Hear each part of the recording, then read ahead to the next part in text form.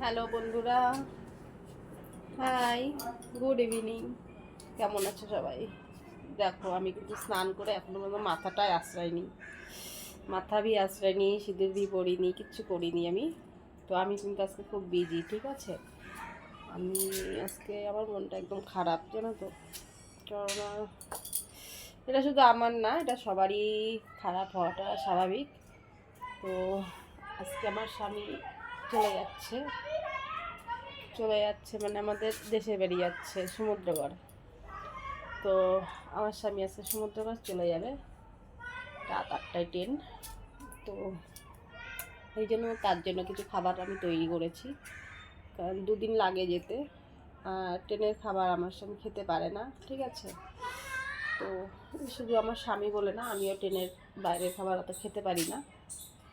এই জন্য আমাকে এখন রান্না করতে হলো, যতটুকু পেরেছি রান্না করে দিয়েছি। 2 দিন ট্রেনে থাকবে তো, তাই দেখো আমি আমার স্বামীর জন্য কিন্তু কী রান্না করে দিয়েছি, তোমাদেরকে দেখাচ্ছি, দেখবে। এই দেখো, দেখো, এটা কিন্তু রাইস, ঠিক আছে। আমি কিন্তু প্লেন রাইস বানিয়ে দিয়েছি, ঠিক আছে, প্লেন রাইস বানিয়ে দিয়েছি।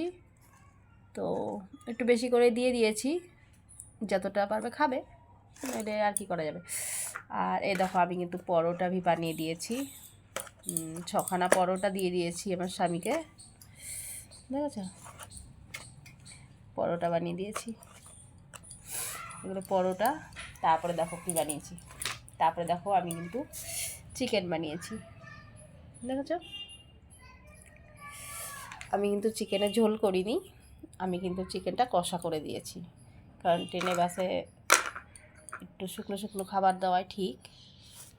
আর দেখো আমি কী করেছি, ছোলা কালকে রাতে ভিজিয়ে রেখেছিলাম, তো আজকে সুন্দর করে বেশি করে ঝাল দিয়ে পেঁয়াজ টিয়াজ দিয়ে সুন্দর করে ভেজে দিয়েছি।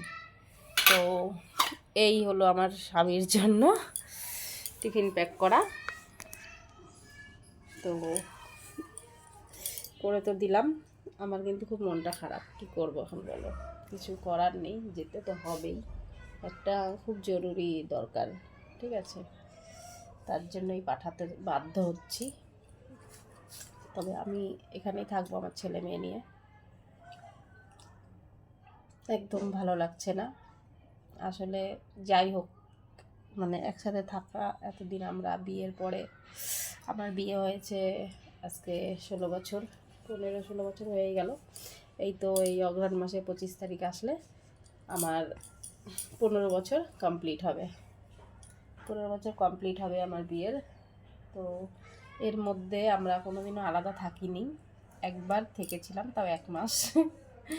আর এই এখন যাচ্ছে, এখনও তাও 2-2.5 মাস আমাকে একা থাকতে হবে, তার জন্য একটু মনটা খারাপ হচ্ছে, কিন্তু কী করবো আর বলো, মনটা খারাপ হলেও কিছু করার নেই। বললাম না, একটা বিশেষ কাজে যাচ্ছে, তাকে যেতেই হবে এখন। তো এই জন্যই দেখি আমি আজকে এগুলো সব ঠিকঠাক করে মাথাটা আশ্রে একটু শুধু মধ্যে পড়ি, নাহলে তো পুরো ভেতনি লাগছে, ভূতনি। তোমরা আবার ভয় পেয়ে যাও না যে চুড়াল কাছ থেকে এসছে, তা না, আমি কিন্তু আসলেও চুড়েলের মতো দেখতে হয়ে গেছি, লেডিস চুড়েল।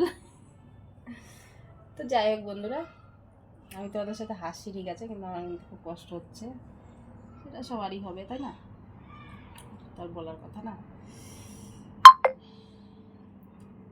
কি আর করবো বলো।